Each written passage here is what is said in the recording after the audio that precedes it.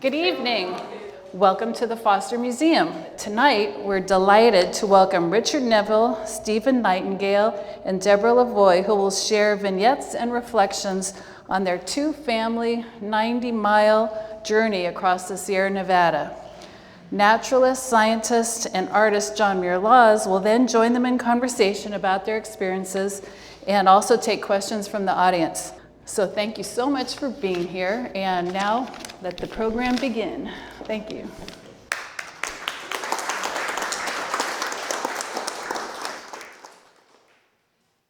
Birds flying high, you know how I feel. Sun up in the sky, you know how I feel. Breeze drifting on by, you know how I feel. 'Cause it's a new dawn, a new day, it's a new life for me. It's a new dawn, new day, it's a new life for me. And I'm feeling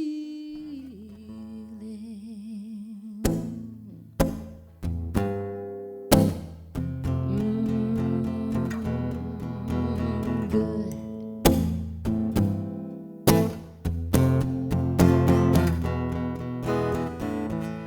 Fish down in the sea, you know how I feel.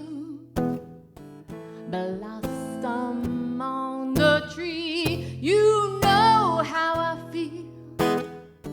River rolling so free, you know how I feel. 'Cause it's a new dawn, a new day, it's a new life for me.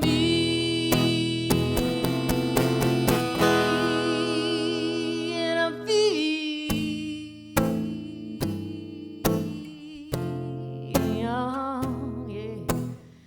feeling good.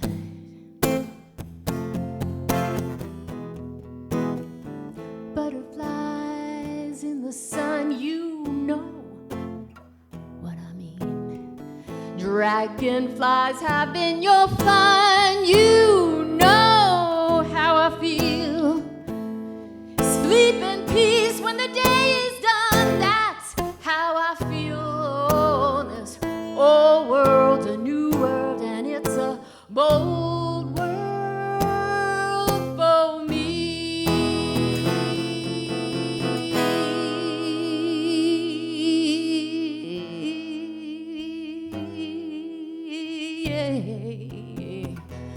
I'm feeling, oh, yeah. Stars shine down on me, 'cause you know how I feel. Scent of the pines surround me, 'cause you know how I feel. 'Cause freedom is mine, that's how I feel. Oh, this old world's a new world, and it's a bold world for me.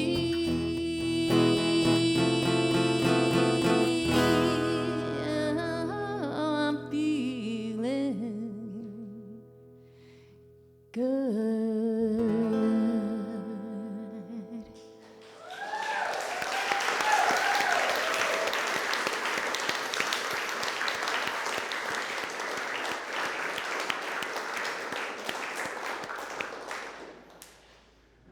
Welcome, everyone, to this hour of revelry. This is our story. We were two families, myself, Deb, our daughter Sophie, Stephen, Lucy, and their daughter Gabriella. And in the summer of 2017, we planned to hike through the High Sierra and traverse the range from west to east. And in order to prepare for the trip, we read the accounts of those who had preceded us along the trail, and we found alarm posts because of the dangerous currents running very high in the creeks after a really big snow year. And then there were stories of rattlesnake infestations in the lower elevations. And then there were several posts that I remember seeing on Facebook of a big female mountain lion sprawling out in the middle of the trail, just like a lazy house cat, right where we're going to walk. And then, of course, we knew that to climb up to Kaweah Gap would require a steep ascent up an icy snowshoe with a crampon traverse. But nevertheless, on August 3rd, we set out, and for the next 13 days, we walked 90 miles. It put me in mind as we set out on this hike that of the old saw that all good literature is about love and death. We were hiking through mountains that we loved, and the hazards were so numerous and so constant that we couldn't help but laugh at them. What in a normal year were little rivulets, this year, after a big snow in the winter, they were torrents. And if you're trying to cross a torrent with a 45-pound backpack, you only need to fall once. You get one fall. When I took a look at this route, I teased Lucy that she had gotten it off a website entitled "How to Eliminate Your Older Husband."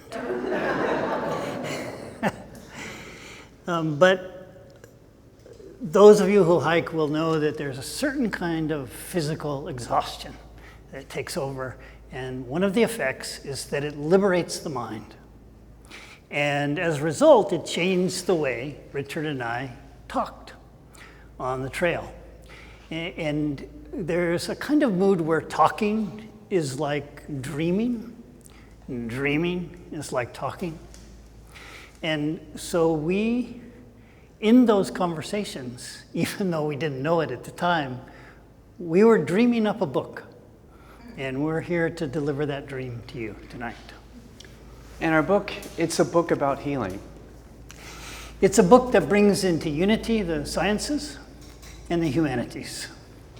It's a book that holds that to come into concord with the natural world is to be enveloped by it.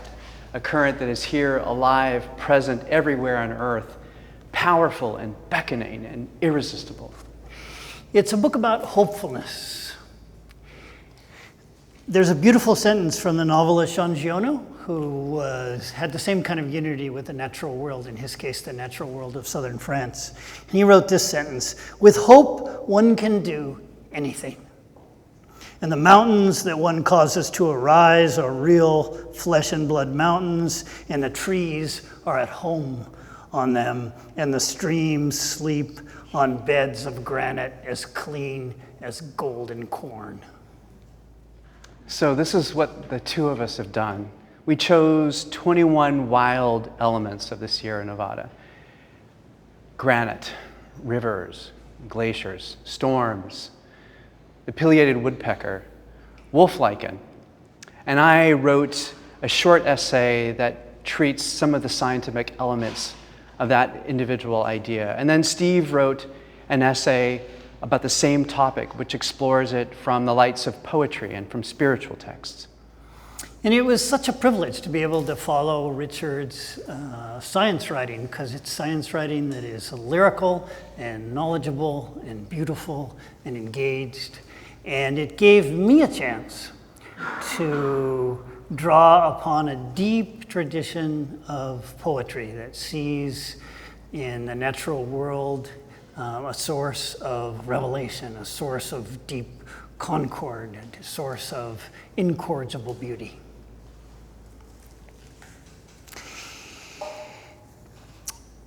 I want to share with you some quotes. There's from various traditions. This is from the Buddha. "The world originates so that truth may come and dwell therein." And from the Talmud, we learn that if you would understand the invisible, look closely at the visible. From the Sufi poet, Shabistari, "Your body is like earth, and your head the sky. Your bones are like mountains, rough and hard. Vegetation is your hair, and trees are your limbs." And also from Shabistari, "Every form on earth is a self-disclosure of the divine." From Jesus in the Gospel of Thomas, one of the lost Gospels. It's in the Nag Hammadi Gospels, and it presents Jesus as a teacher and not as an incarnated God. Jesus said, "Recognize what is in front of your face, and what is concealed from you will be revealed. For there is nothing hidden that will not be disclosed." And from the Holy Quran, we learn that in the shifting of the winds and in the clouds that are pressed into service betwixt heaven and earth are signs to people who can understand.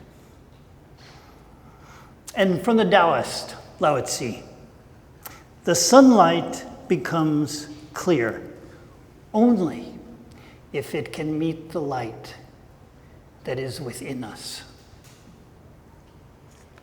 Now, in the first section of our book, which is entitled Stone, Water, Fire, we treat many of the living elements of the Sierra, but maybe not in the conventional sense.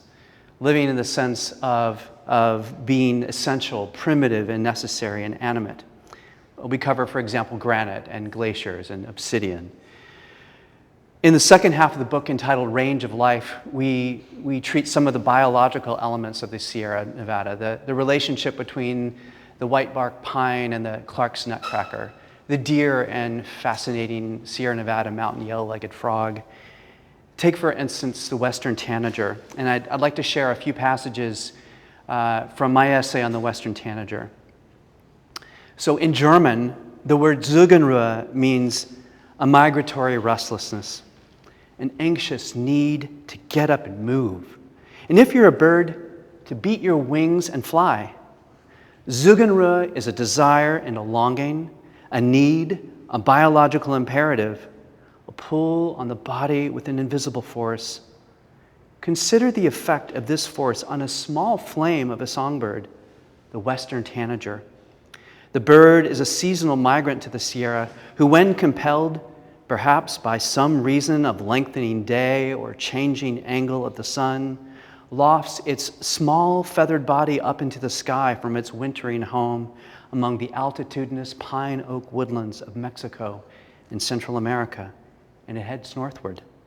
The bird travels by night, variably alone or in pairs or small flocks, navigating by starlight through high, rarefied air, journeying north through dark skies in an annual pilgrimage of more than 1,000 miles to the forested heart of the Sierra Nevada.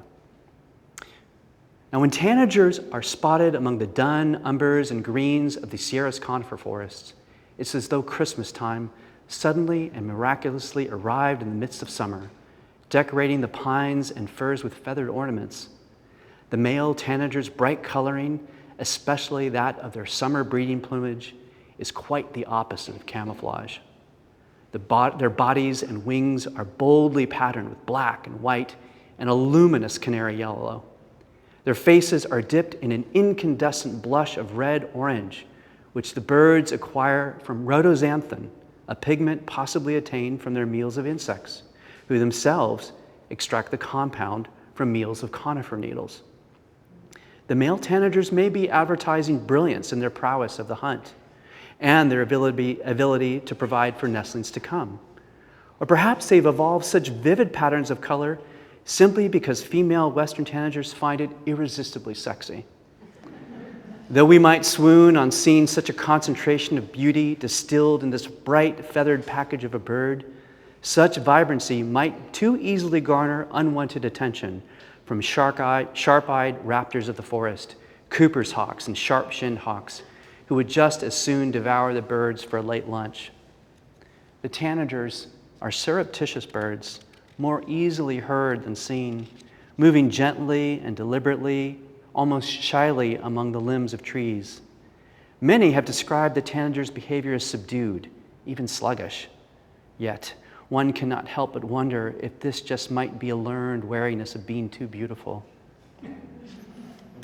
Come late summer, the green of the Sierra meadows fades to dun, and nights again turn chill. The mountains exhale. Life gradually and gently subsides to the foothills, to the Great Basin, to the burrow underground, to the shelter of a tree bark crevice, to the tropical woodland half a world away, With shortening days, the western tanager's compass turns south. Each western tanager may make the annual journey to the Sierra Nevada and back again to its wintering grounds, perhaps 8 times during the course of its fleeting life. What passes beneath the tanager as it migrates across starlit skies? Iron palisades that will never impede it, steel cages that will never imprison its young, barbed wire stockades that will never fence it in.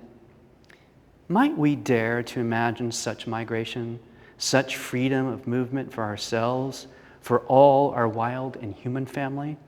Do we not all need to find a safe home where we can thrive?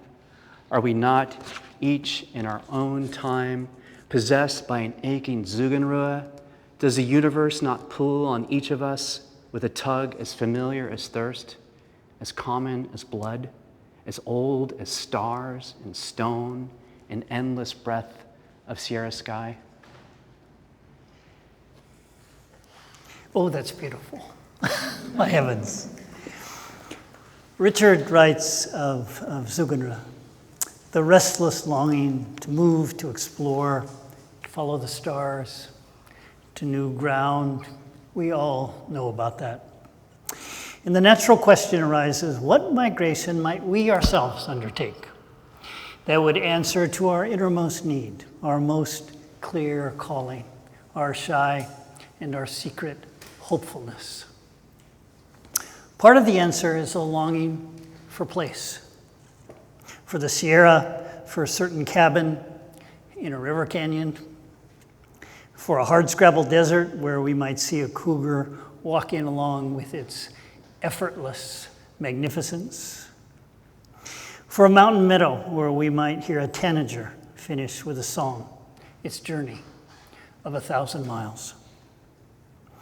What can this one bird teach us?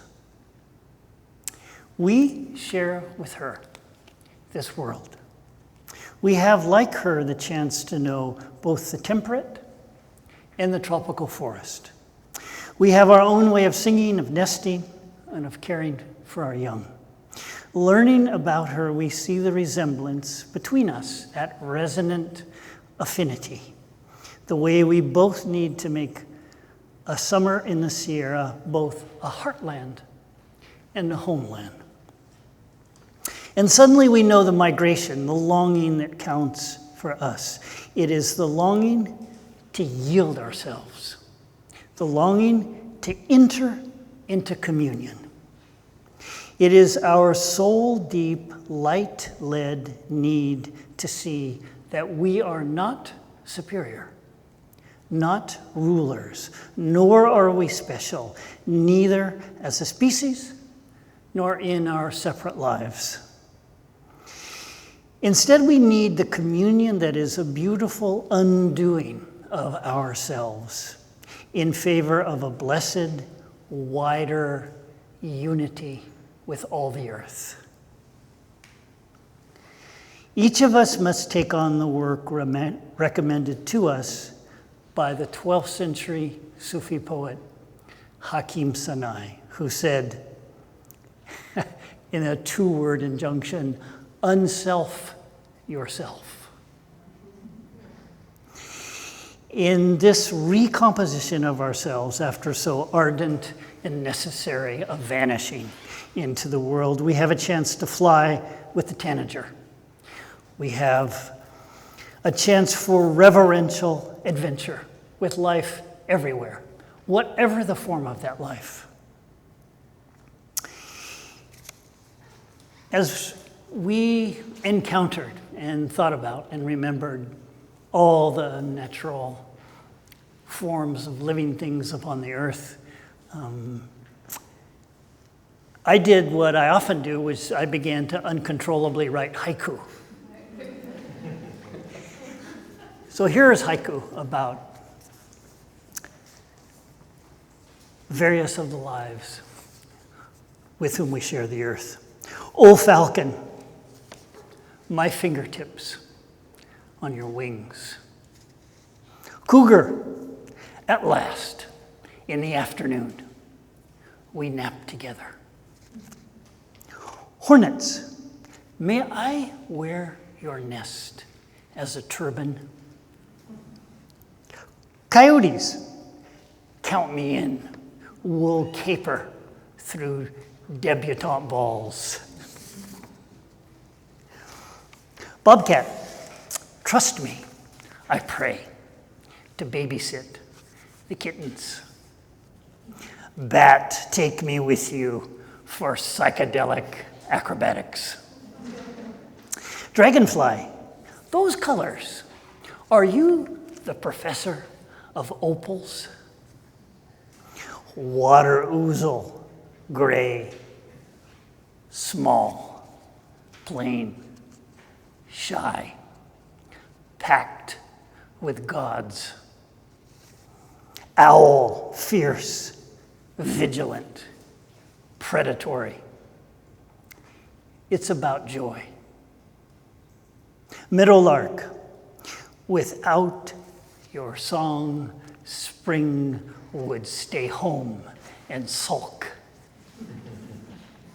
Hummingbird, sewing together the mind we need.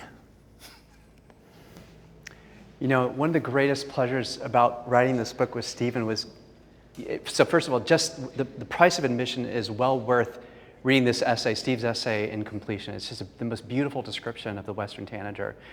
And one of my greatest joys in working with Steven was getting the chance to read over his poetry and the essays multiple times. But of course, as you kind of read a poet's work, especially Steven's work, perhaps you're maybe picking up on this, some of the metaphors might suggest, how shall I say this delicately, certain aberrations of the mind. And I do have reason to believe that perhaps the cause of such aberrations, should they exist, if they exist, would be a certain incident that transpired along the trail. We were about 4 days in, we were in this big, beautiful, wide open, U-shaped, sculpted granite canyon, the Big Arroyo. We were climbing up, passing through a forest of foxtail pine and lodgepole. And we were kind of walking single file up toward the Chigupa Plateau, and Steve was out leading in front. And we're kind of like, a line of elephants, nose to tail, and sort of watching our steps as you do when you're backpacking, kind of watching the ground. And all of a sudden, I heard a gunshot. And then Steve just dropped to the ground. And I thought, oh my goodness. It wasn't a gunshot, obviously, but what it was a massive foxtail pine branch reaching over the trail, about as thick as my thigh, and Steve had his bill over his eyes and hadn't seen it, and it smacked him right in the head, and he went down. He's laughing now. I was not laughing. I was thinking about evac of operations. And I just was trying to get, my heart to stop beating so fast so I could calm down and think. But then, miraculously, Steve got up, he dusted himself off, and I think he's been mostly normal and non-hallucinogenic ever since. Because I was in the lead, somehow I thought it was important to go really fast. So it made the impact even more fierce. And I do confess that I journeyed into deep space and saw many stars there for a spell of time. I don't know if many of you have seen the James Webb photographs of some of the maternity ward of stars and the Hubble. I am here to tell you they look just like that. I can confirm the accuracy of those telescopes. And it was so beautiful that I, of course, wanted to revisit, but I don't do it that often, just once or twice a day.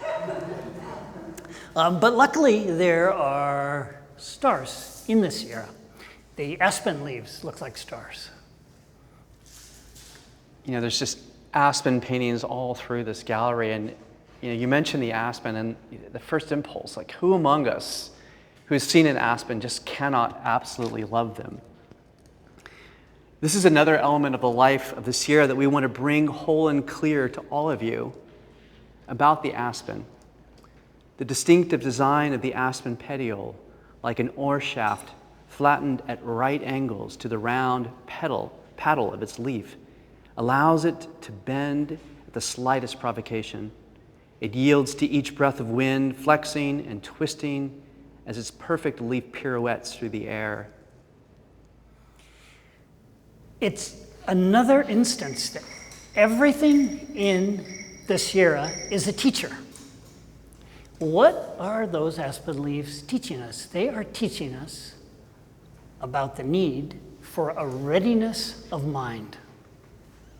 The aspen leaves turn and shafts of light shiver through quick openings to leaves below. In this way, there's enough light for all of them. It is the cave of Ali Baba, brought suddenly into the light. It is teaching us this: we must urgently refine understanding, enrich our senses, and share all the light that we have.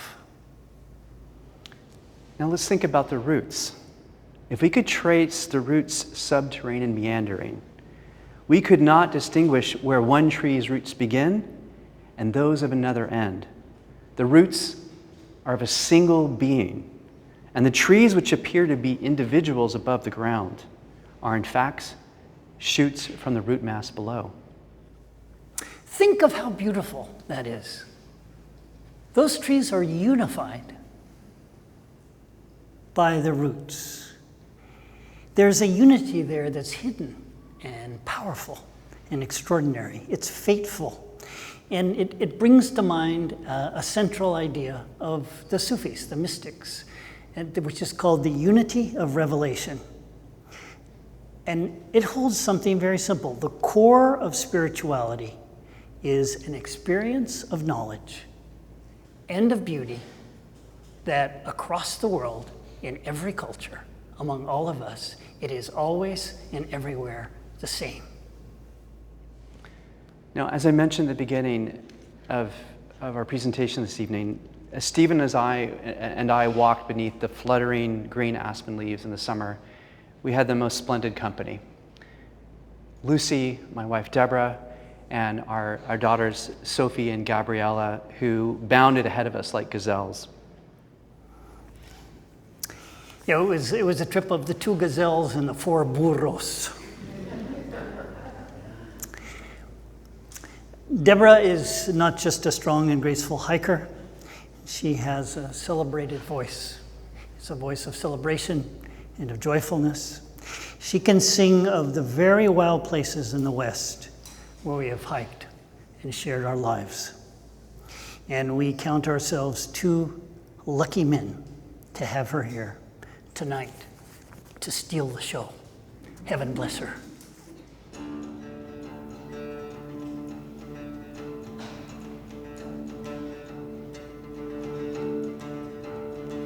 Let a blue heron nest in my heart. This is how I start. How I start. May my hands turn currents and rivers. May I feel the shiver, and may she weave my weary bones into the leaves that twine her home. May my eyes shine with her dreams. The world is more than it seems. The world is more than it seems. Let a blue heron fledge in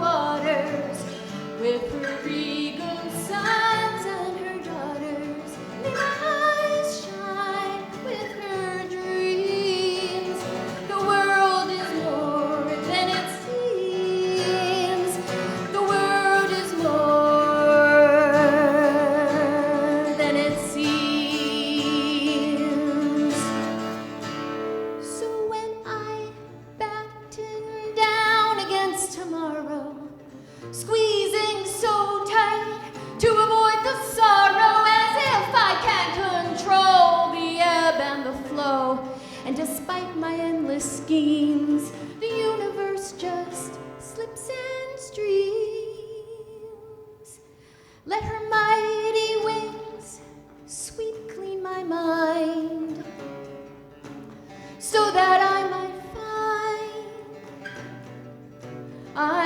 find the words that branch like deepest canyons, with feathered laughter as companions.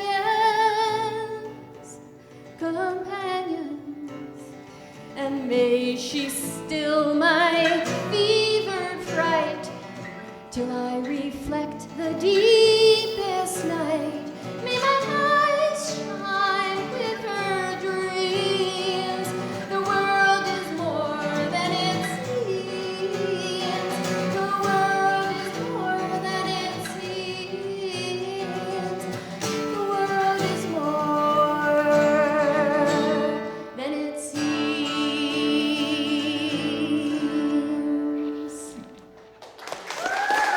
Bravo!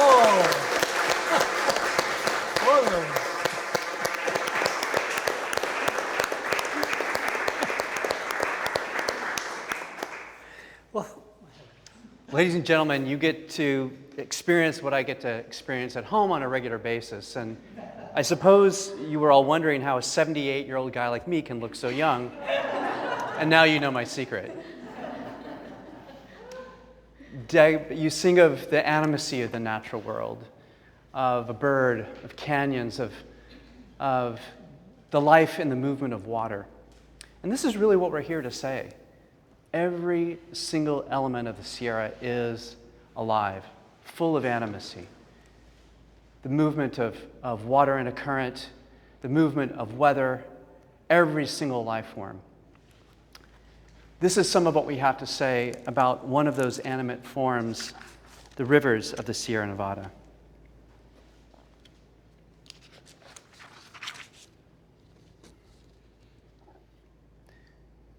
The Sierra Nevada is an immense curving spine of rock winding 400 miles down the length of California.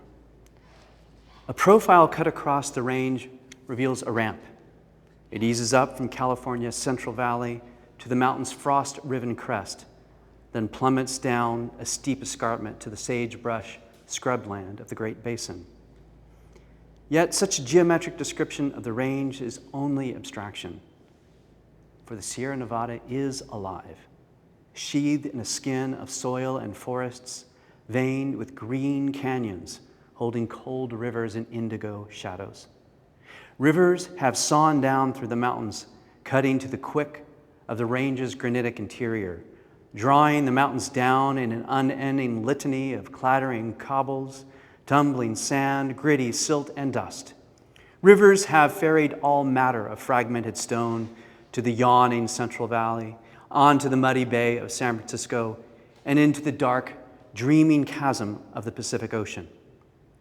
Now, before California was California, some 100 million years ago, the primeval forebearer of the Pacific Ocean lapped against what is today the Sierra Nevada's western edge.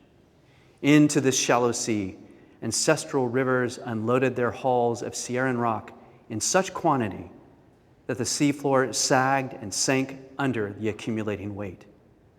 Remnants of the river-ferried and ocean-sifted sediments are stacked between the Sierra and the Coast Ranges in a bulging wedge of rock up to 6 miles thick. The volume of it might fill the Grand Canyon 25 times over. Yet still, this mass says nothing of the Sierra's remains that were gorged out by rivers, dumped into the ancestral Pacific, and then dragged down into the Earth's incandescent interior along the conveyor belt of subduction, the engine that drives the slow process of tectonic churning by which the planet consumes its rocky skin, regenerates the contours of its surface, closes and opens its ocean basins, and draws its land masses together to build continents, only to divide them later from within, which is to say that most of the Sierra has gone down the river.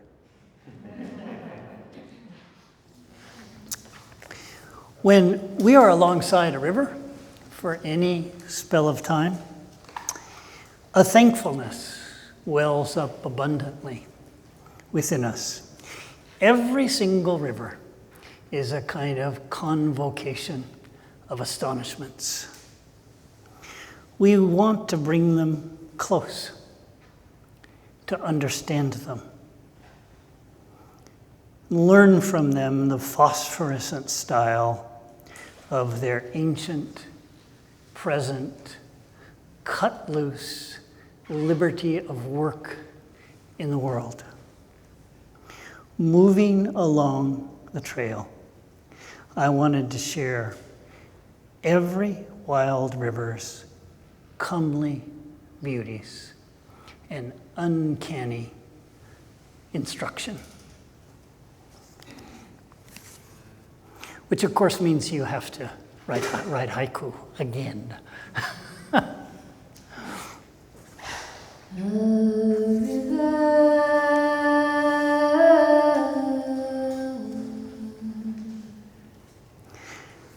A river, healer, acrobat, musician, traveler, going home.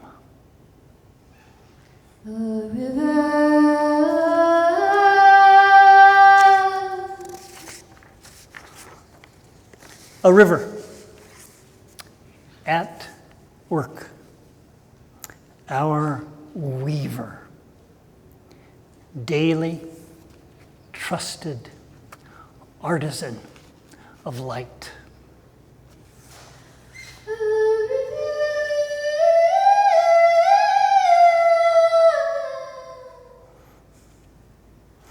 A river, sidekick, professor of flashing, skylarking child.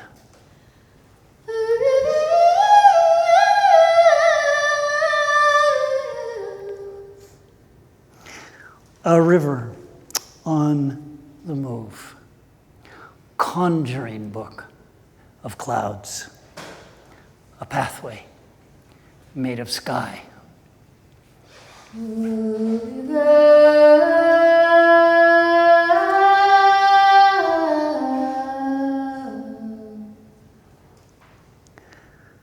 A river, who needs to rest once having heaven's rhythm?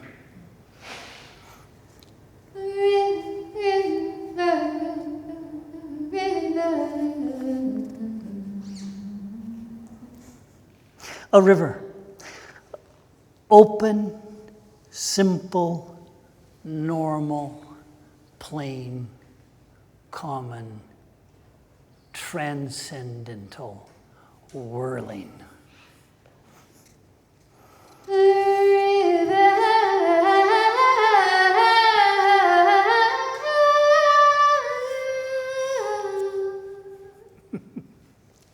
A river going through the gates of paradise every second.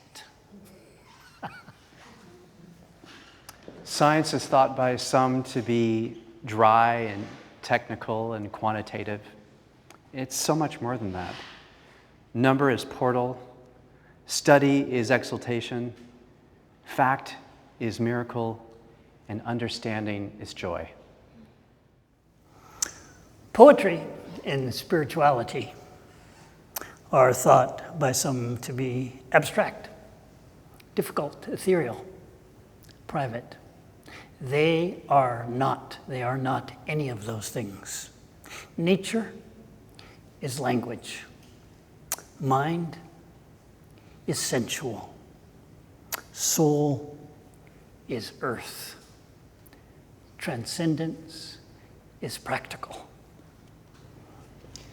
We made 2 journeys together.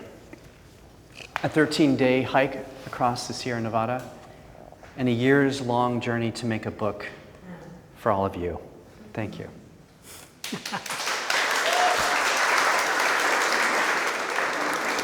Now let's welcome John Muir Laws. Thank you. I am envious that I didn't get to play in the mountains with you. Well, it's not too late. That can be corrected. Actually, I will take you up on that. I think that being in the presence of people who think differently than you do, than I do, is an incredibly healthy thing. But more and more, we seem to be kind of drawing ourselves into the presence of people who just are just like us, and we want to talk with those people who will agree with us, not with people who will challenge. And so, but you chose to go into this sacred place with somebody who has a different mindset than you. And so I've got the same question for both of you. I'm going to put you on the spot first. And I was wondering, from your perspective, how would you say that Richard is different than your way of thinking about things?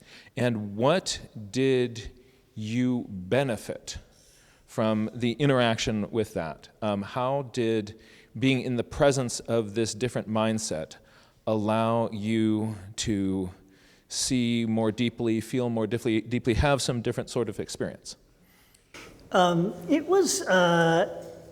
It was something that really struck me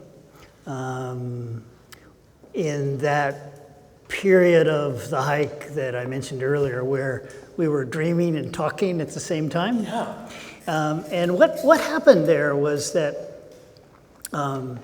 listening to Richard talk about the Sierras was something that struck a chord for me. I've always loved math, and in fact, when I went to Stanford as an undergraduate, I went to study physics. And about a year and a half into that, I walked into a poetry class, and that was the end of the physics. But I kept up with what I think of as the quantitative arts, that is, the ways in which we can illuminate and understand and engage with the natural world by means of reason and quantity. Science had often seemed to me to have detached from a wider and deeper and more enveloping meaning of the world. But when Richard talked about his approach to science, that didn't seem to me to be the case at all. It seemed to me that he had an intuitive connection of the relation between the work of science and our natural and life-giving sense of beauty that we all seek wherever we are, whatever we're doing. And so there was this, though we work in very different ways in the world, at a deeper level, I had this splendid sense of concord, of affinity, of resemblance. And so we kept talking and dreaming, and here we are. It's beautiful. I like how you're sort of taking this idea of reason and quantity, and in your way of seeing how you reach out and touch that, it's with beauty and life. So I'd like to turn the same question back towards your traveling companion. How did being in the presence of Steven change you? John, Jack, I think about your work you have a practice, in this nature journaling practice, in which you're recording the world, observing and processing the world around you all the time. And as long as I've known Steven, in fact, for many years before that, he's had a practice of writing at least a sonnet a day, sometimes multiple sonnets a day. I think I've always had, I've been someone who's been drawn to the natural world by almost this childlike feral curiosity, and by, for lack of a better way of describing it, by an aesthetic impulse, which is also maybe synonymous with a religious impulse. There's a way in which the divine is present for me in the world around us. that's not something that we get to play with in science. It's not part of the milieu. It doesn't lend itself to scientific inquiry. And yet, those are the very things that pull me toward, that motivate and inspire that curiosity. It's a desire. Science gives me a way to get close to the natural world, and gives me an excuse to get out there and be immersed in it, and to I hate to use the word interrogate, but to ask questions of it and to try to understand it. And for me, I always felt like I was a 19th century scientist, someone who was studying God through studying the natural world. And poetry has plenty of license to do that, to articulate the broader connection. We are drawn to nature because it is bigger than us. It expresses something that is beyond our experience. We are part of that world. And I think there's something that, I've always been drawn to Steven, because that's what he's devoted his life to, is to refining the use of language to try to orbit that idea, that transcendent sense that we get when we're in wild places. So I'm still a passionate and curious scientist, but I'm also equally drawn and attracted to aesthetic ways of exploring that attraction to the natural world. And Steve and our collaboration enabled us to do that together. Yeah. So I'm a closet poet wannabe, and I didn't, so I got to work with one, so yeah. I love that mention of the 19th century, because, science was done differently then. I mean, it was a whole different take, and when my daughter Gabriella was growing up, with no television, with no many other things, I teased her that we were raising her as a perfectly adjusted young woman of the late 19th century, and which she thought was funny until she didn't think it was funny. So before we came up here, I asked both of these gentlemen to go back straight down the hallway, and actually something I'm going to encourage you to do after this discussion wraps up. Back there on the hallway is a Tony Foster painting, and it's part of the series that was my first introduction to Tony Foster, and it was all about the range of light. It was John Muir's Sierra, and from that series, this Mather Pass, Pinchot Pass piece, for me as somebody who spent a lot of time in the mountains, just incredibly moved me, and I find myself looking at it, and you're talking about curiosity. I find myself in nature kind of going down all sorts of little rabbit holes, and I can do the same thing looking at Tony Foster's pieces. So I was interested in how that same piece would be different through both of your eyes. So it'd be neat wouldn't it be kind of fun to be with these two in the field and see how they react to the same phenomena. But here we can actually do that with the same phenomena in the back of the room. So we're going to start with Richard. And I was wondering if you could tell us about when you looked at that piece, what moved you, inspired you, drew you in, what attracted your attention the most? Yeah, well, before we kind of showed up a little early to kind of get things set up, and I kind of strolled around the gallery. I've had a chance to be in this space for a couple of years, and what struck me this time, and which I had forgotten, is how incredibly dynamic the cloudscapes are, and we were talking about a little bit that. So it was the first thing I noticed. But then as I started to look, you're in that painting, you're up in the high country of the Sierra Nevada. You're up right near tree line, and you see the scrim of foxtail, maybe they're white bark pines. And then off in the distance, you can see that beautiful jagged spine of the Sierra Nevada. And my eyes immediately went there. And I started to look at all of those fin-like precipices and see how deeply jointed they were. And I began to imagine them being much more deeply glaciated, going back into the Pleistocene, and noticing that those would have been the little islands of rock that stood up above the ice. And then what I noticed was, oh, damn it, Foster got the roof pendants. These little colors of red, so the Sierra Nevada is granitic rock. It's born from these deep, massive balloons of magma that ascend up to the Earth's crust, and they impinge upon the rock above it. And that red in there is actually the remnants of metamorphic rock, which is the overlying roof. And so there's just a few of those little pendants, and there's a few places in the Sierra that you can see them. And they're produce very special soils and a unique biota. And so I was off totally geeking out about that, as I am right now. So if you were there in that valley, you'd want to get down there and go up and explore those sort of ancient tops of some of those peaks. Correct. Yeah. What is there's a cool term? Is that roof pendant. The islands, are those Nunatak? Nunatak. Yeah. Nunataks. Yeah. So imagine, kind of go back in time, superimpose a huge layer of ice over that. These little tiny pieces of rock that didn't get glaciated. What are you going to find there? He wants to go there.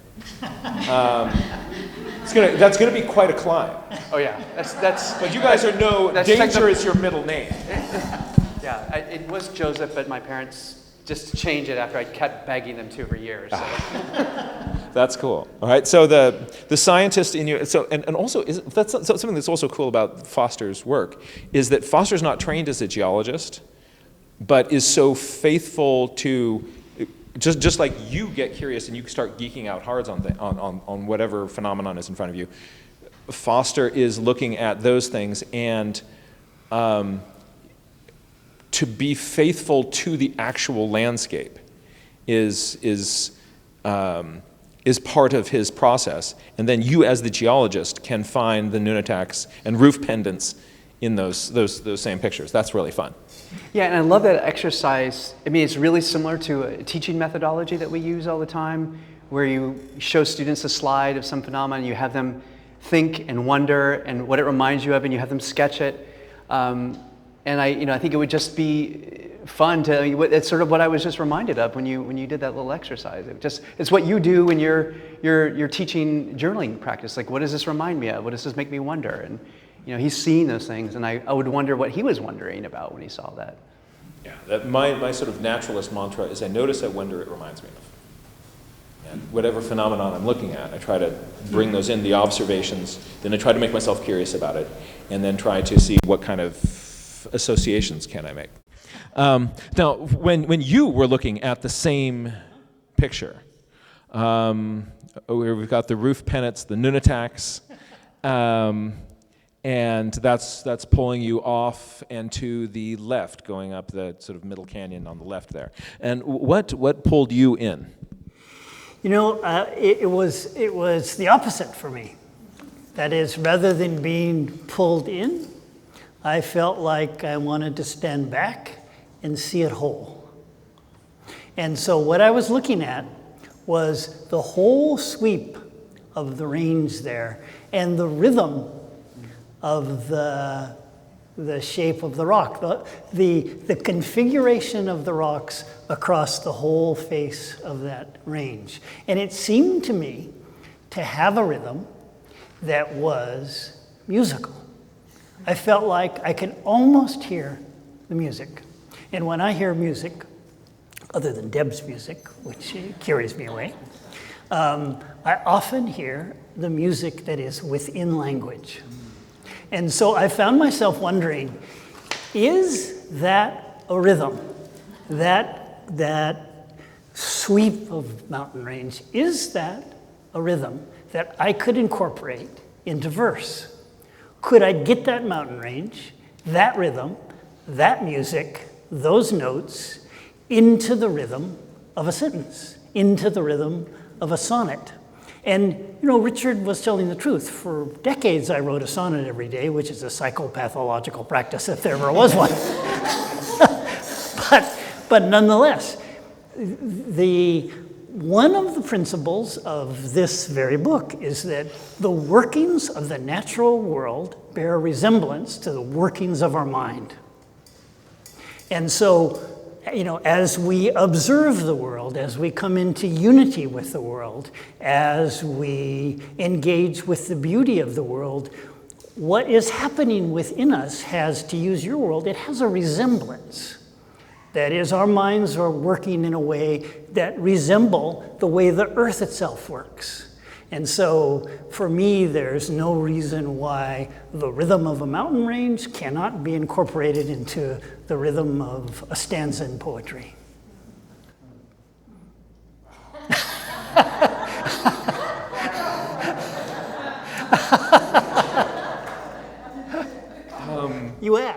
Yes. Yes. And so forget my next question, because I got to hear this. Let's just actually pull on this thread a little bit further.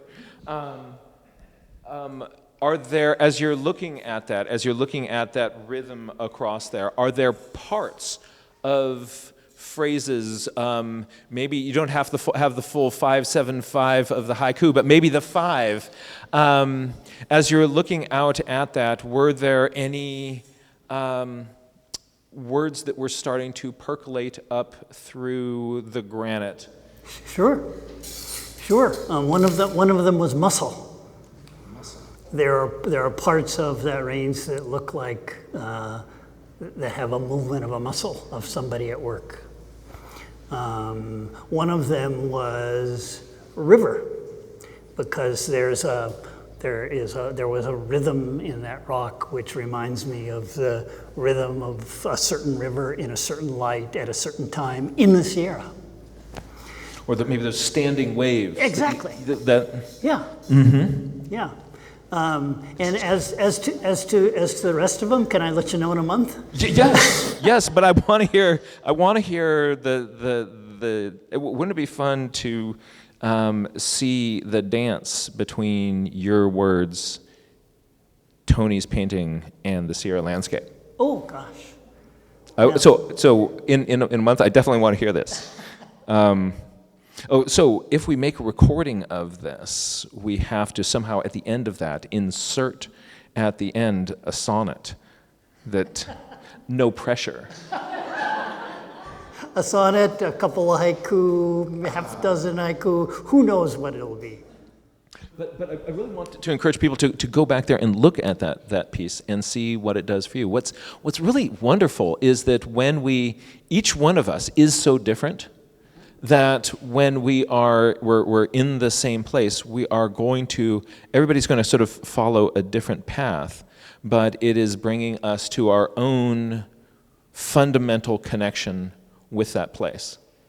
And I think that the reason why, even though for each of us, our methods, I would be there making a little sketch, you would be climbing up to the roof pennant, you would be finding those words. At the end of the day, each one of us would be in love with that place. But what is the common thread there is deliberate attention. And that, I think, is the foundation of connection and love. You can think about that in terms of like your relationship with another, a partner, a child, or a place. And I was wondering if maybe you could speak to throw this open to either one of you that might want to sort of play with this idea. But your thoughts about what is your personal practice of paying attention? Maybe are there any strategies that you use that help you kind of get into a flow state in the presence of that eternal, wondrous phenomenon out there?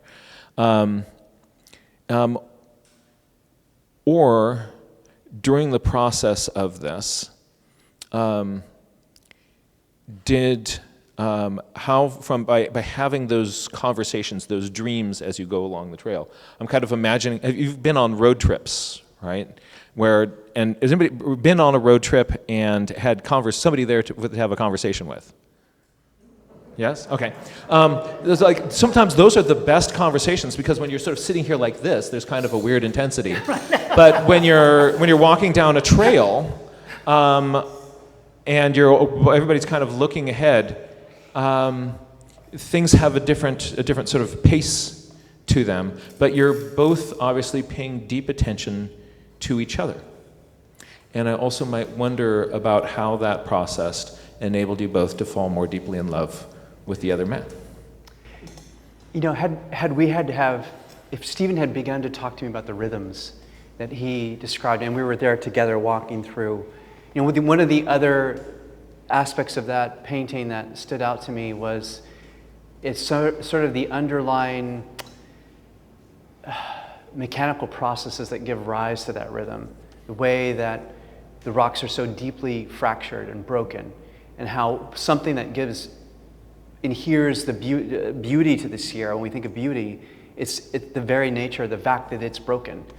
And we've actually kind of written a little bit about this in the book, the sense that it's our brokenness that enables us to have capacity to be receptive to the natural world.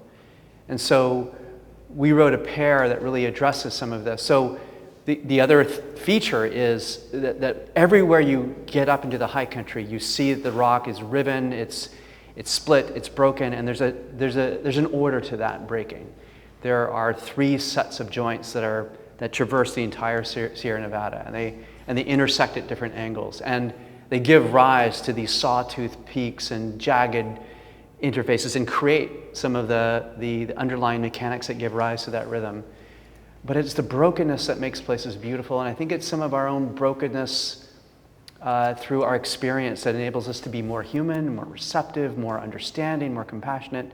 And so I think there's a way in which, I think I'm going off topic here, but this is sort of like how we would have this conversation, because Steve and I each had these independent observations, and we might begin to talk about, the rhythm, like there's a reason for that.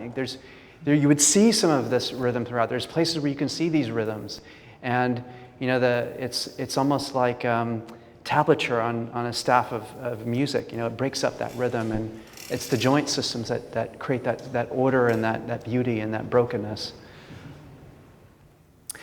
Yeah, for me, and this partly responds to your question about, how do you form that state of mind, that state of receptiveness?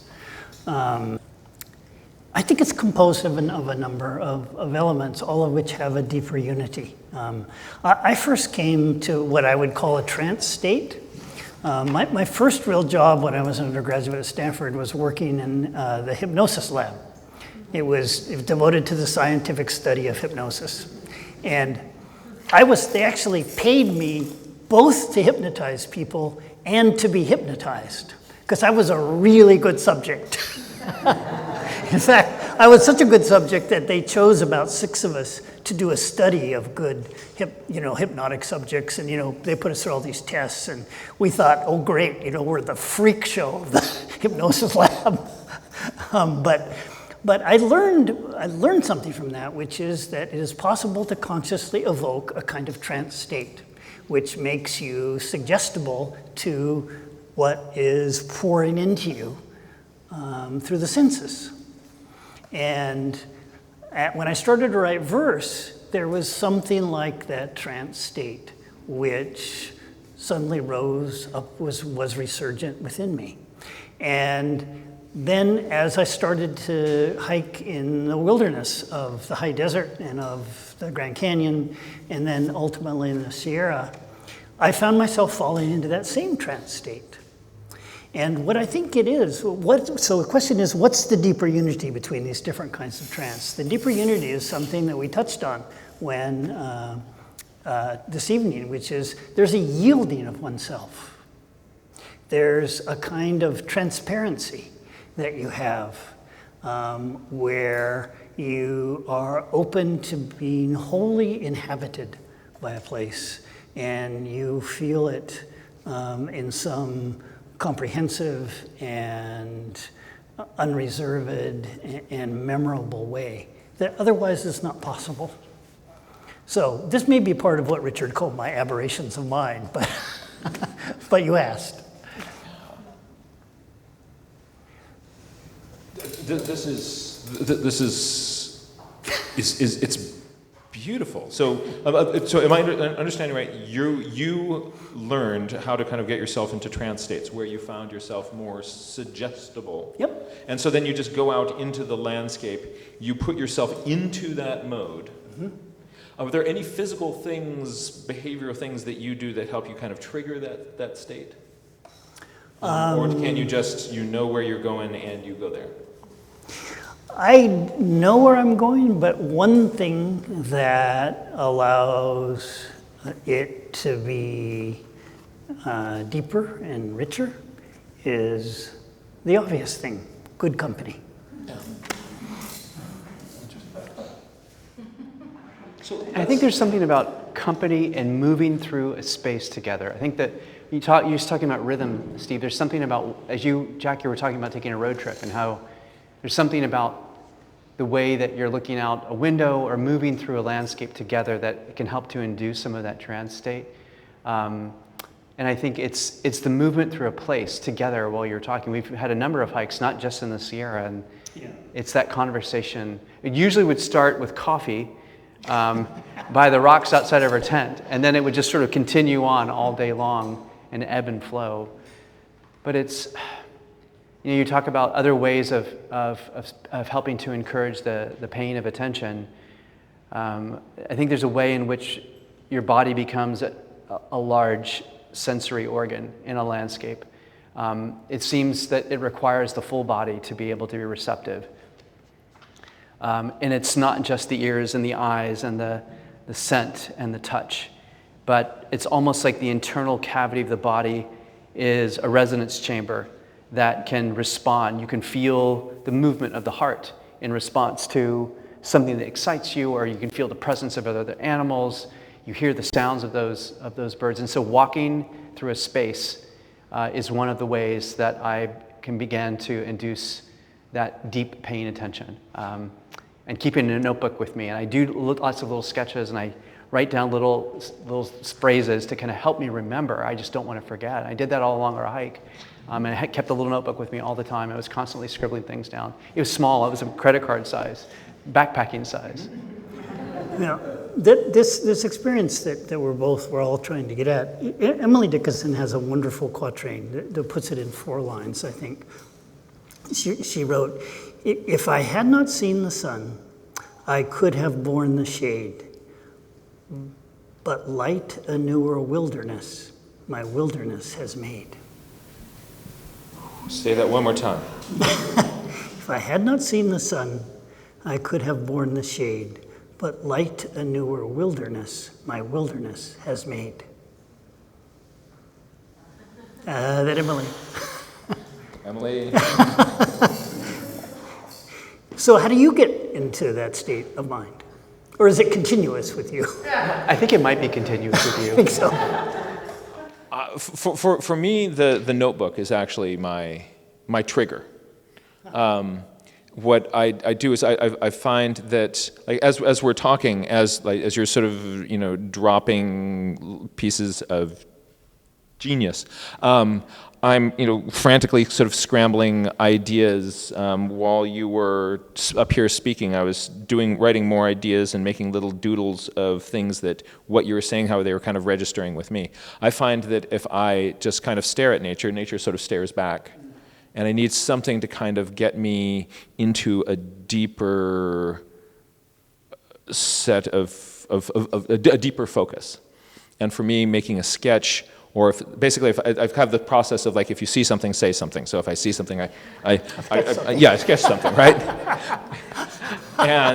And so I start doing that, and then what very quickly happens is I'm completely unaware of the mosquitoes, of that I'm hungry, of all these other sorts of things. The self disappears, and there becomes this sort of connection with whatever wilted flower is in front of me through that act of attention. But my way of kind of getting in there is by making a little sketch of it. But so it's so interesting is that the process is different, but I think the destination is a very, very similar sort of thing. Different pathway to the same end. Well, I love how you talked about losing the self. It really relates to the incantation from Hakim Sinai that you shared, the unselfing of the self that becomes possible through this kind of practice, and how it really does invite one, or I think it sort of simultaneously happens that you're brought in to a deeper focus and you lose the self, and how joyful that can be, and how connected to the natural world that can be. We felt, of course, we had your book all through our trip, Jack, and well, it's impressive that you brought it for those 90 miles. right, but There's, I think, some, I mean, these are, our book and your book are very different books, but there's some similarity, which is that as one has your book in hand, you are gradually overtaken by the sense that we are seeing the Sierra through you. There is a transparency to the author. And we meant the same thing. We wanted the Sierra to be visible through our language. I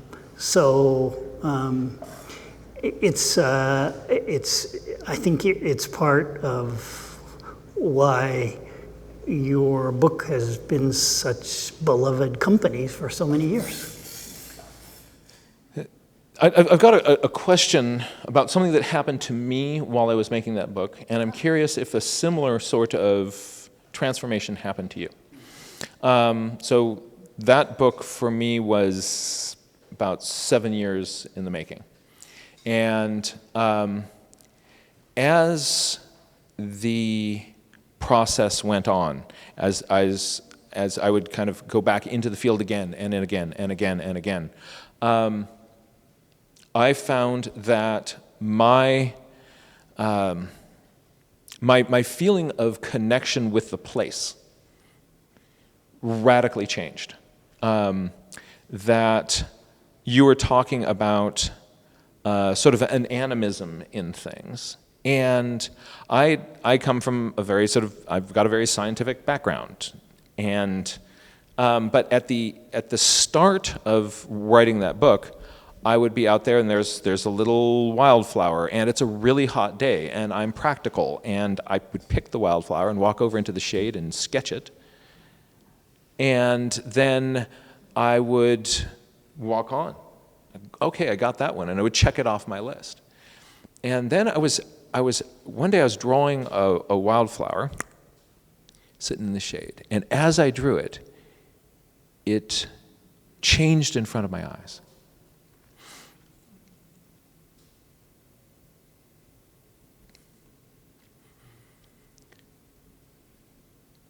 And as I looked at it, my relationship to that flower, I realized was wrong. And I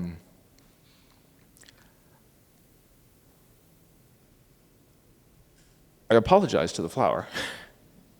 And from that point on, I painted wherever the flower was. If I had to wade out into a lake to draw the water lilies, I would wade out into the lake to draw the water lilies instead of bringing them back to shore. And at the end of sketching, I would fluff up the grasses where I was sitting and turn around and thank the plant in the place that I was in. And it didn't feel like some kind of hippie ritual to me. It felt like the appropriate thing to do in the presence of all of this. And I felt a transformation in me to the place through the act of attention. And I was wondering if two things. One is, did you, maybe I'll just ask the first question first. Did you find that your relationship to the Sierra Nevada transformed during the course of this work? And if so, in what way? Yeah, first of all, that's such a powerful story, and I resonate with that story so deeply, but in a different sequence. I know that for me, by the time I started writing that book, it was pouring out of me. I'd been traveling to the Sierra Nevada ever since I arrived in California, back in the late 80s when I started graduate school. And I feel like in so many ways, the place saved me. It gave me something that I desperately needed, especially as a busy, stressed out graduate student. And then when our daughter was born, when she was an infant, only a few years old, you know, I told Deb, we've got to get her to the mountains. We've got to get her up there every summer. There's medicine in that place. And I know for myself that in the work that I do, which is, you know, running an environmental science program for undergraduates, and we're constantly overwhelmed by the tremendous ecological challenges and the grief that comes with being aware of what those challenges are we're facing. There's still this wild possibility and potential that it's here everywhere on Earth, but it's particularly distilled and rarefied and concentrated up in those mountains. And I felt like there is something there that I need, that we need, that my daughter needed, that would somehow offer like a protective blanket in some way. I can't think of a better way to describe it. And over those years, the Sierra Nevada felt more and more like a grandmother. That's the best way I could describe it. And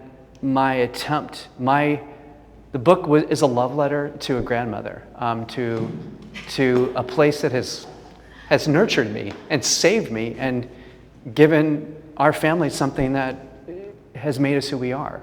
And so I started there, and I felt like I wanted to make an offering to the mountains through the book.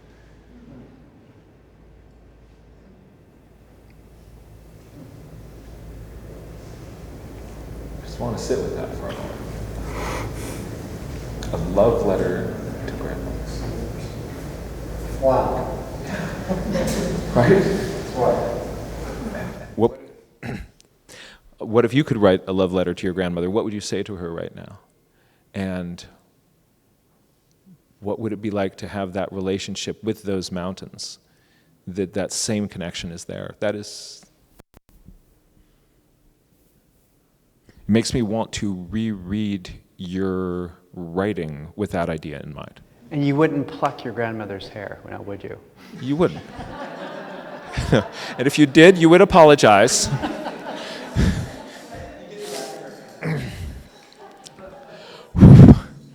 I just got chills.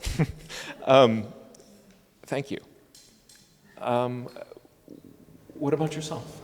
You touched on something which I think is essential to the book, essential to all our work, and well beyond that, it is essential to the workings of our culture if we're to keep our best hopes alive, and that's thankfulness. There is in the Sierra, or in really any wild place, there is a thankfulness that wells up within us. And it infuses us, it infuses our thoughts, it puts us in a state of mind in which we know that what is most fundamental is to use that thankfulness for the purposes of generosity. And it is such an interesting exercise of the mind and of the soul. There's a beautiful line from a 9th century mystic. Her name is Rabia, and she said, "I will not serve God like a laborer in expectation of my wages." And it's one of those things, you read it and you think about it every day for the rest of your life. It's connected to the definition of generosity among the Sufis, which is generosity is giving without buying. That is, what is given, as in the line of Rabia, not seeking her wages. What is given without any expectation of return, of benefit, of personal advantage. And once those things are cleared away, then on a personal level and also on a cultural level, I think a whole other way of life is possible. Because it's a fundamental shift in the orientation of a person or of a culture that affects everything else.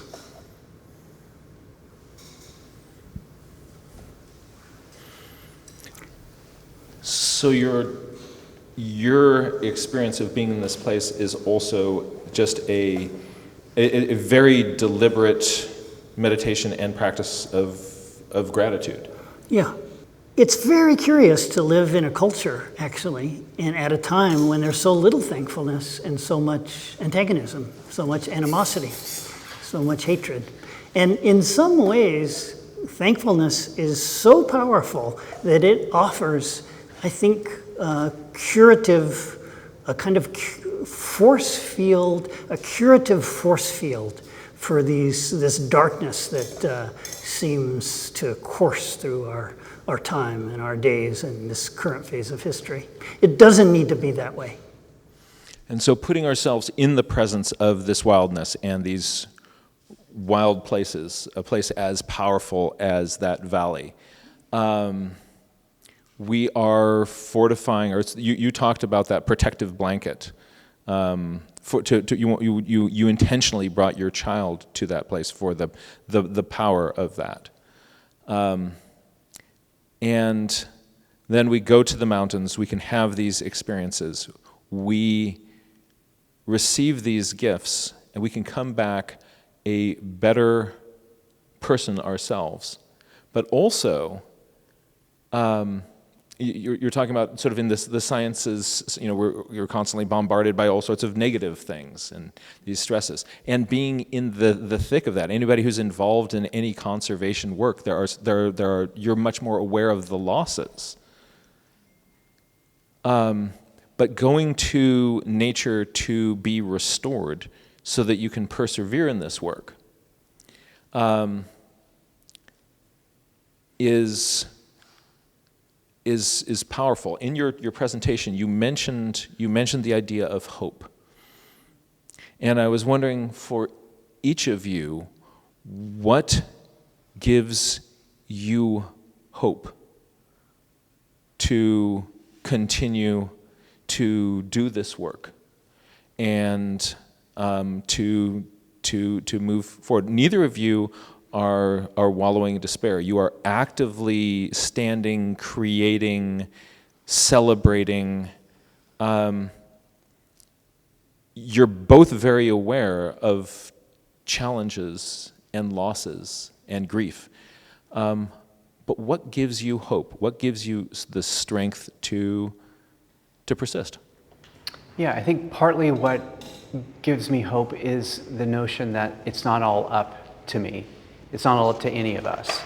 Martin Luther King talked about being able to start stepping up the staircase without being able to see the top of it. You have to take that step. And I think for any environmental scientist, there's multiple periods in one's career that are become somewhat continuous, in which one encounters profound despair and grief over the state of the natural world. And that's just something that you have to sort of be willing to take on. So hope is necessary, because without it, you cannot do the work. So you can choose despair or you can choose hope. Rebecca Solnit writes in her book, Hope in the Dark, about all kinds of social movements in which we cannot see the outcome, and yet there's a way in which the work of each individual helps to carry the movement forward. One chain links to another. I'm part of a community of amazing students and colleagues who are themselves connected to a broader network of non-governmental organizations and former students working in government agencies and scientists who are all part of this work. There's none of us are doing that. We're like the leukocytes, that various folks have written about, where the white blood cells trying to heal the infection. And so I think what gives me hope is that I do this work in a community of really brilliant and committed individuals. And Jack, I consider you as one of those people, like through your work and helping to kindle that awareness and that awakeness to the power and the beauty and the mystery of what's around us. Like that, there's so many different people doing that. And I think that's what gives me hope. But I think it's possible to hold grief and hope at the same time. You can still grieve and still be hopeful. There's not an either or. And you're talking about sort of the power of community. And what did you do when you went to the mountains? You brought a friend. And through that, your friendship grew. And by nurturing that friendship and this relationship, you're making yourself an even more powerful agent of change. As a scientist, as a teacher, all my best work is done in collaboration. And sometimes it was students, that's sometimes, that's with other scholars, and sometimes that's with a poet. What we did in this book, neither of us could have done alone. It's true. I am full of hope, I must confess. and it is derived from two things. First of all, there's this, when we go into wild country, it is giving itself to us without reserve. It is giving itself to us with infinite generosity, with infinite gifts. And so we have all around us a living example of how this is done. The horrific problems we face at this time in history are all solvable. They are, in fact, all solvable with a certain switch of mind. And I'd like to illustrate that with a joke, if I may. Forgive me if you've heard this. An Irishman walks into a bar, and he says, "Bartender, I want 3 shots of whiskey. I've got 2 brothers in Ireland, Paddy and Seamus. So 1 shot for each of them and 1 shot for myself." So the bartender says, "Sure," pours 3 shots, and Irishman downs all 3 shots and walks out the door. Comes back the next day, same story. So every day he turns up at this bar. So one day he comes in and he's looking not quite right. And he says, "Just pour me 2 shots." And the bartender says, "God, I hope nothing happened to Paddy or Seamus." And he said, No, Paddy and Seamus are fine. It's just that I've stopped drinking."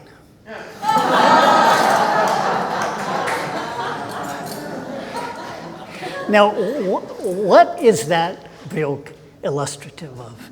It's illustrative of a simple state of denial. That's what we're doing at this cultural moment. I mean, the natural systems, the biosphere is threatened by the way we live, by the way our species live. And look around us. A third of Pakistan is underwater. 1.5 million homes have been destroyed. Pakistan is a failed state right now. And it's because of climate change. We are, as a culture, at this point in history, and as a species, in denial of the brute facts of climate change. There's a lot of books, and there's a lot of talk, but we need to, when the day comes, when there is a movement, and that denial comes to an end, hope will spread like a firestorm. It will spread like wildfire.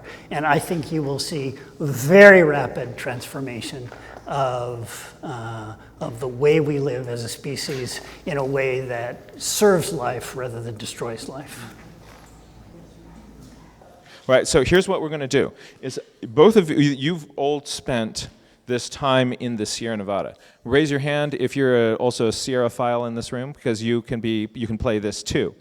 What we want to do is I want to see if you can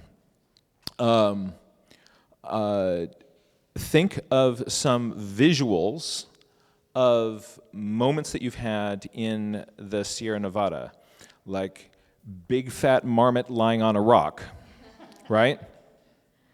And let's see if we can throw out a few of these. My challenge for you is to see if you can write a new verse for feeling good. You can borrow my pen, and I'm hoping that you can even use my book, because then I get to keep your notes. All right? And what we're going to do is we're going to make the Sierra Nevada verse of feeling good. Could we get some Sierra moments? Cold water, and a little bit longer so that she can play with it and make it longer. Cold water. Cold, pure water biting my toes.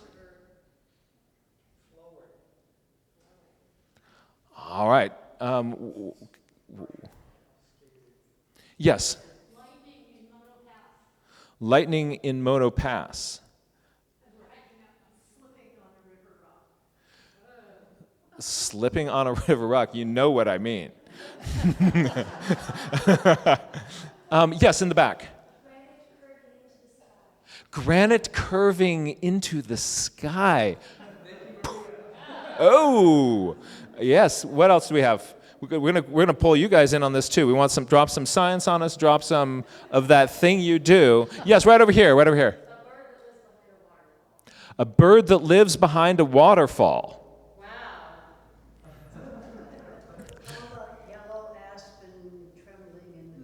Yellow aspen trembling in the breeze. Ooh, this is going to be fun. This is already like 2 verses. Oh, okay, keep going. Going to go.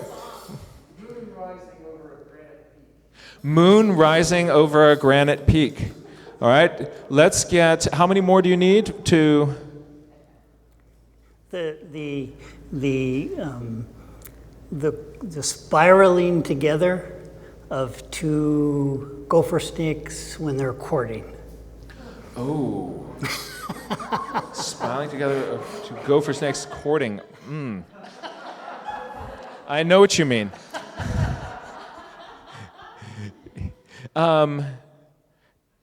Yes, right here. Balancing on a log as you cross a stream was particularly important for you folks. I'm glad that you didn't fall off any of those. And we're going to have 2 more. One right back there. Can't understand how minuscule we are. Oh, you can have fun with that. All right, especially at night when you're looking at that Sierra sky. You're just like, oh. Mm-hmm. And sir.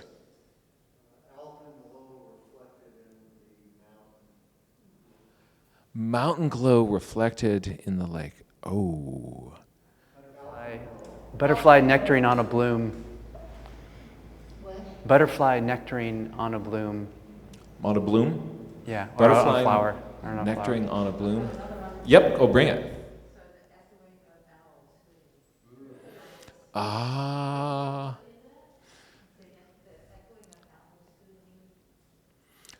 Those great horn duets are so much fun. You know, you can tell the difference between males and females. Because the and then the other goes right, so the higher pitched one is the female. Even though she is physically larger, she has a higher pitched voice. I don't really know why, but it's kind of cool. And there was one hand last over here. All right, now you don't have to use all these. All right, but we're going to take a couple of questions from the audience while you get to play with those, and then we can hold that up for you while you drop it like it's hot. All right, any questions for our incredible guests this evening? Well, first of all, let's...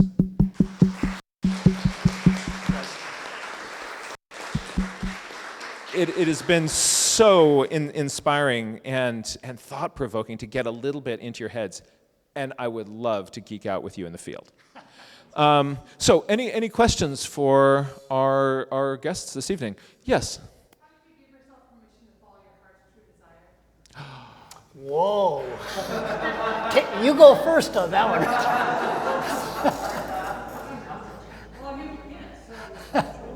Do you have any other choice? I think, gosh, you know, Tara, I mean, in terms of writing this book, or? Just like actually pursuing the mountains and doing what you're called to. Most people fight that all their lives. Yeah, well, I spent a fair amount wrestling with that. So, you know, I'm not a young guy. I'm not a whippersnapper anymore. So I had to get to a point where just, you know, I couldn't deny that. You had to make time for it. Yeah, there's a lot of sacrifice that's come before I could allow myself time to do this book. So it took me a while to get there.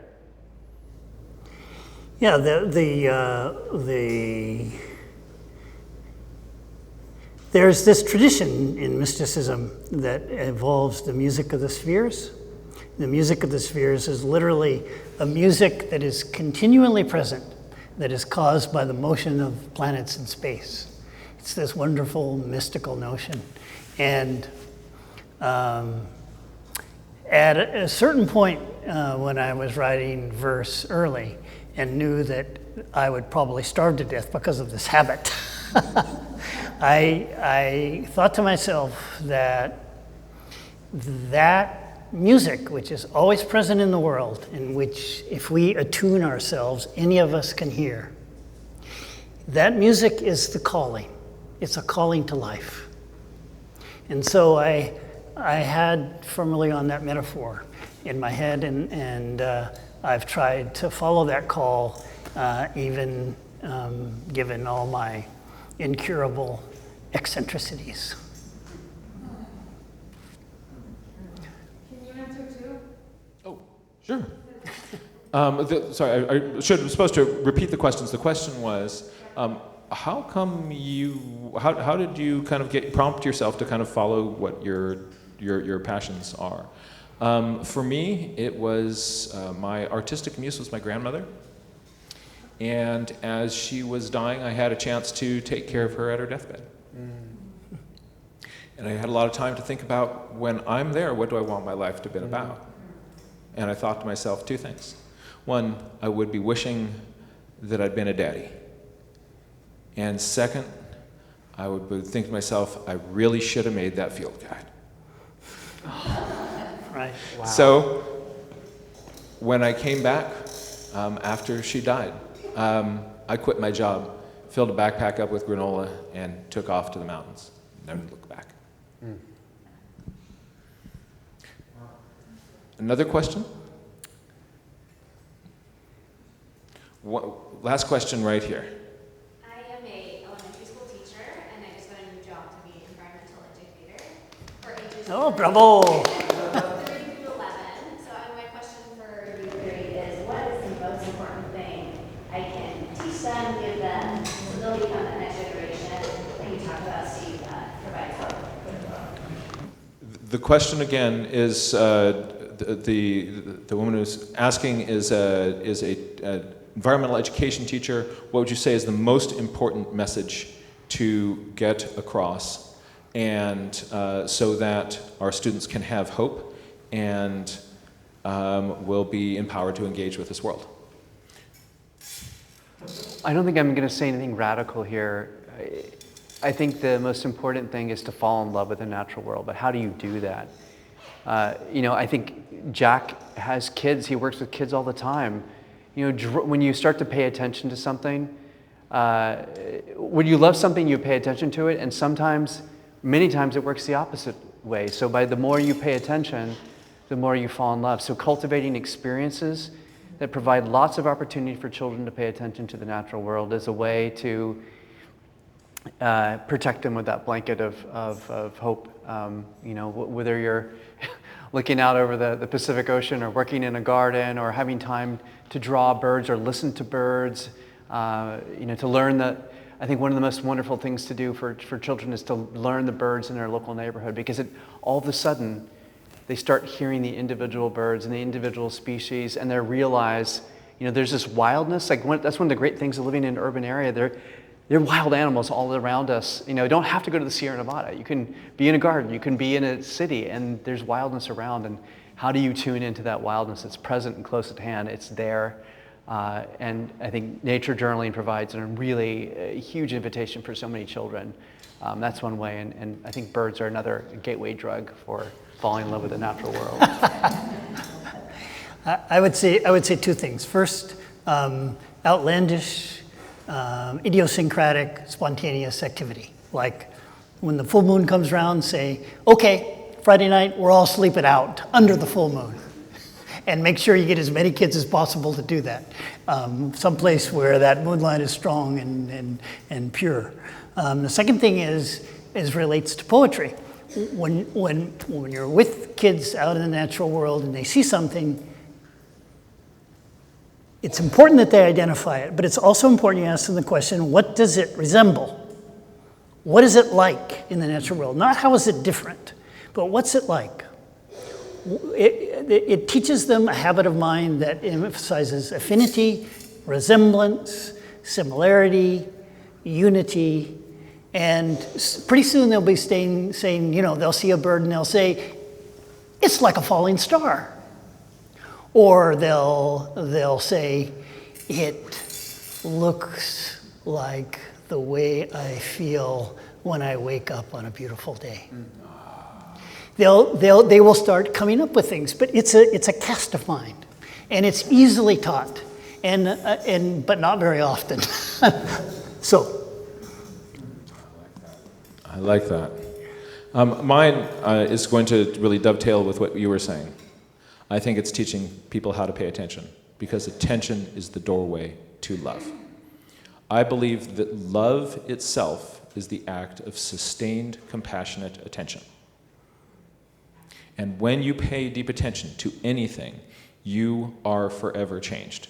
Your relation to the child, your relation, who you paid attention to, your relationship to the place, to the organism, whatever it is, when you pay deep attention, the it becomes the thou. And your relationship to that is forever changed. But you can't just say, pay attention. We need to be trained how to do that. And I believe that writing poetry is a doorway to do that. I believe that getting analytical and finding the numbers behind that is a way of doing that. I believe that drawing it is a way of doing that. Whatever you can do to get yourself... The infinite beauty and wonder of the world is waiting just beyond the point where we usually stop paying attention. In order to pierce that veil, we need to be deliberate, and we need to have a coach. That's you. And thank you for stepping up into that place for kids. Yeah. Are you ready? Okay, here are your words. There's 3 verses. This is not 3 minutes. I mean, I'll be 3 minutes, but I know we've gone over. No, I got it. Okay, you guys, you guys just wrote a song. Okay?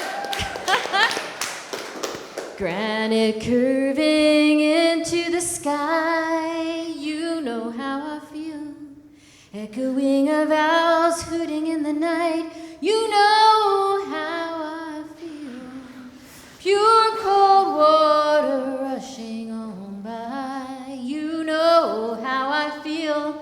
It's a new dawn, a new day, a new life for all of us, and we're feeling good. That's not all. A bird that lives behind the waterfall, the moon rising over granite wall helps me understand how minuscule we are. It's a new dawn, a new day, it's a new life for me. And I'm feeling good. Lightning over Mono Pass makes the mountain shake. Butterflies nectaring on the bloom at the alpine lake.